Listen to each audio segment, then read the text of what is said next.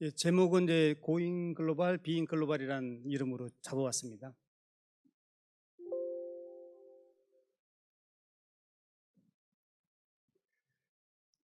약간 좀 낯간지러운 면이 없지는 않지만 우리가 어떤 부분에 강점을 가지고 있는지 한번 생각해보자는 취지로 이걸 적어봤습니다. 우리가 ICT 부분에 있어서 포텐셜이 있다라고 저는 그렇게 생각을 합니다. 이건 우리뿐만 아니라 외부에서도 그렇게 보고 있죠. 예를 들면 첨단 기술이 발전되어 있고 ICT 인프라 측면에서는 세계 최고 수준입니다. 이건 뭐 더할 나위 없는 사실이고요. 그리고 다른 나라에는 그렇게 흔치 않은 대기업들이 우리는 상당히 많이 있습니다. 그리고 새로운 스타트업들이 지금 막 생겨나고 있습니다. 이것이 우리나라 가지고 있는 ICT 포텐셜이라고 보고 있고요. 예를 들면 이런 것도 있습니다. ICT 인디케이터가 한국이 ICT 랭킹 부분에서 1등을 차지한 바가 있고요. 이거 혹시 아실지 모르겠지만 2015년도에 다르파라는 로봇 경연대회가 있었습니다. 나사가 주최를 해서 한 로봇 경연대회에서 우리가 수많은 쟁쟁한 그런 뭐 카네기 멜론이라든지 뭐 캠브리지라든지 뭐 스탠포드라든지 이런 대학들에 나온 로봇들 이겼습니다. 그래서 우승을 차지한 바가 있고요. 보안 경우에는 이제 2015년도 데프콘 해커들을 위한 최대 경진대회죠. 2015년도에서 우승을 했고 작년도에는 아쉽게도 3위에 그쳤습니다. 이처럼 우리는 엄청난 ICT 포텐셜을 가지고 있습니다. 그럼에도 불구하고 우리가 부족한 면들이 많이 있습니다. 예를 들면 휴먼 리소스입니다. 또 하나는 다이버시티, 다양성이 굉장히 부족합니다. 다양성이라는 것은 어떤 문화적인 다양성의 수용, 그다음에 인종적인 거, 국적 이런 것들이 다 포함된다고 볼 수 있겠습니다. 그리고 우리가 별로 이렇게 개방적이지가 못합니다. 또 가장 우리 발목을 잡는 것 중에 하나가 영어 문제입니다. 굉장히 많은 영어에 투자를 하고 있음에도 불구하고 해외 나가려고 하면 이것이 우리 발목을 잡고 있습니다. 이런 것들이 부족하죠. 딱 하나 예로만 들어보겠습니다. 휴먼 리소스입니다. 중국이 13억 5천인데 우리나라는 5천만 명입니다. 3.7%에 불과합니다. 과연 중국과 이렇게 해서 경쟁할 수 있을까요? 4차 산업혁명, 창조경제, 지금 가장 중요한 게 사람의 상상력과 아이디어인데 그 아이디어를 만들어내는 원료라고 자원이라고 할 수 있는 휴먼 리소스가 절대적으로 부족합니다. 그래서 저는 중국과의 경쟁은 굉장히 어려울 것이다. 시장의 크게 이런 문제가 아닙니다. 사람의 모든 것들이 사람이 만들어내고 있는데 사람이라는 자원이 절대적으로 열세한 이러한 상황에서 과연 우리가 중국과 겨뤄서 이길 수 있을까? 쉽지 않을 거라고 저는 생각합니다. 그러기 위해서 그렇다면 어떻게 중국이 이길 것인가 이러한 전략이 논의가 되어야 된다고 생각합니다. 콤파스라는 그 리서치 회사가 있습니다. 이 리서치 회사에서 2015년도에 세계 스타트업 에코시스템 랭킹을 발표했습니다. 이 랭킹을 보면 이게 이제 그 랭킹 20등까지 발표를 했는데요. 도시입니다. 실리콘밸리가 1등을 차지했고 뉴욕, 로스앤젤레스, 보스턴, 미국 이 1등에서 4등까지 차지를 했고 미국 이외에 5등으로 등장한 게 텔아비브, 이스라엘입니다. 런던, 시카고 등등 쭉 있습니다. 여기에는 아시아 국가들은 빠져 있었고요. 어쨌거나 이런 에코시스템 랭킹이 있었고 제가 말씀드리고 싶은 거는 이 랭킹을 측정하는 데 있어서의 팩터들이 뭔가 하는 것입니다. 여러 가지 팩터들이 굉장히 많이 있습니다. 20여 가지가 넘는데요.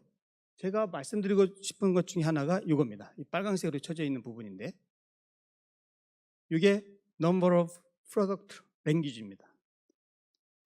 내가 만든 제품과 서비스의 언어 버전이 몇 개냐 이겁니다. 2.2개입니다. 실리콘밸리에서 만들어진 제품과 서비스는 2가지 언어 버전을 가지고 처음부터 만들어집니다. 또 하나는 저쪽 밑에 있는데 Foreign Employee입니다. 스타트업이 외국인을 얼마만큼 고용을 하고 있느냐라는 지표인데 여기 보시면 45% 되어 있습니다. 이 45%가 뭐냐면 한 명이라도 외국인을 채용하고 있는 스타트업을 얘기를 합니다. 절반에 가까운 스타트업이 외국인을 채용을 하고 있습니다. 그건 뭘 의미하느냐는 거죠. 뭘 의미할까요? 이 2가지가 서로 상관관계가 있다고 저는 보여집니다. 왜냐? 멤버에 다국적화가 되어 있기 때문에 제품이 만들어질 때부터 이미 영어 버전 이외에 다른 나라 언어로 된 제품을 이미 같이 동시에 론칭시킨다는 겁니다. 그 말은 뭐냐면 제품의 기획 단계에서부터 글로벌화가 자연스럽게 된다는 것이죠. 우리나라 예를 들어보겠습니다. 이거는 이제 작년에 이제 조사된 거의 유사한 그러한 프레임워크를 가지고 우리나라의 창업 에코시스템을 조사한 그러한 화이트 페이퍼입니다. 여기에 같은 항목이 있습니다. Falling Inflow. 저는 이 데이터를 보고 생각보다 사실 좀 놀랐습니다. 저는 이것도 안 된다고 생각을 했었거든요. 하지만 이게 전체 기업을 대상으로 한 것이 아니라 서울과 경기 인근에 있는 스타트업들을 대상으로 했습니다. 데이터 보시면 서울이 17%입니다. 그러니까 한 명이라도 외국인을 고용하고 있는 기업이 17%라는 겁니다. 제 예상보다는 상당히 높지만 실리콘밸리하고 비교를 해보면 굉장히 낮은 수치입니다. 다른 도시들하고 비교를 해도 굉장히 낮습니다.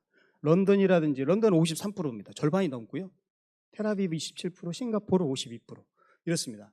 앞서 보여드렸던 그 22권 랭킹에 들어와 있는 대부분의 도시들은 외국인 고용 비율이 상당히 높습니다. 저는 이런 지표가 시사하는 바가 있다고 생각을 합니다. 한 가지 제가 이제 질문을 드리고 싶은데요. 이제 외국의 그 투자자를 우연히 만날 기회가 있었는데 물어봤습니다. 스타트업을 하는 데 있어서 성공 요인이 5가지 있다고 합니다. 그런데 이 중에서 어떤 것이 가장 중요할까요? 아이디어, 팀, 비즈니스 모델, 그다음에 펀딩, 그다음에 타이밍. 이 중에서 어떤 것이 제일 중요할까요? 제가 이제 이런 질문을 많이 드렸었거든요. 아마 대부분 가장 많은 그게 있었던 부분이 비즈니스 모델하고 아이디어 쪽이었습니다. 근데 그분의 생각은 달랐습니다. 뭐냐면 팀이라고 하더라고요. 팀이 얼마만큼 적절하게 잘 구성이 되어 있느냐라는 겁니다. 저는 이게 다국적, 그러니까 스타트업의 글로벌화를 위해서도 팀의 구성은 굉장히 중요하다고 생각이 듭니다. 팀이 구성이 잘 되어 있으면 아이디어나 비즈니스 모델이 좀 허술하더라도 헤쳐나간다는 거죠. 하지만 팀이 제대로 구성되어 있지 않으면 아무리 좋은 비즈니스 모델이나 아이디어 훌륭하더라도 곧 스타트업이 동력을 잃는다는 그런 말을 들었습니다. 혹시 이런 장표 예전에 보신 분 계십니까? 많이 얘기되는 얘기들입니다. 많이 얘기는 되었지만 얘기되지 않은 부분을 저는 이 장표를 통해서 여러분들과 함께 하고 싶습니다. 싸이월드, 아이러브스쿨, 다이알패드 이런 것들이 페이스북이나 스카이프보다 우리는 4년, 5년 먼저 나왔다라고 자랑을 많이 했었습니다. 그런데 4년이나 5년이나 앞서서 이런 비슷한 서비스를 만들었는데 글로벌화에는 실패했다고 얘기를 합니다. 왜 그랬을까? 저는 가정을 한번 해봤습니다. 만약에 싸이월드를 만들 때 미국 사람 멤버가 한 2명 정도 있었으면 어땠을까? 다이알패드를 만들었을 때 유럽 사람이 한두 명 있었으면 어땠을까? 저는 미국 시장, 유럽 시장 갈 수 있었다고 생각이 듭니다. 이거는 아까 제가 이제 그 패널 2에서 말씀드렸던 것 중에 하나인데, 저는 이러한 우리가 그동안 부족했던 부분들이 바로 다국적 팀의 구성이었다고 생각이 됩니다. 그래서 이제 올해 처음으로 이러한 사업을 저희가 한번 해봤습니다. 지난 4월 28일 날 잡아요, 잡에요, 이런 표현으로 이제 이중적 의미를 가지고 이런 행사를 갖췄는데, 이거 행사는 뭐냐면 우리나라 스타트업이 해외 인재를 채용하는 전용 외국인들을 위한 자페어였습니다. 한 1,300명 정도의 외국인들이 이 행사에 참여를 했습니다. 생각보다 굉장히 많은 사람들이 우리나라 스타트업을 잡을 구하는 데 관심을 많이 가졌었고요. 부산에서 올라온 친구도 만나봤었습니다.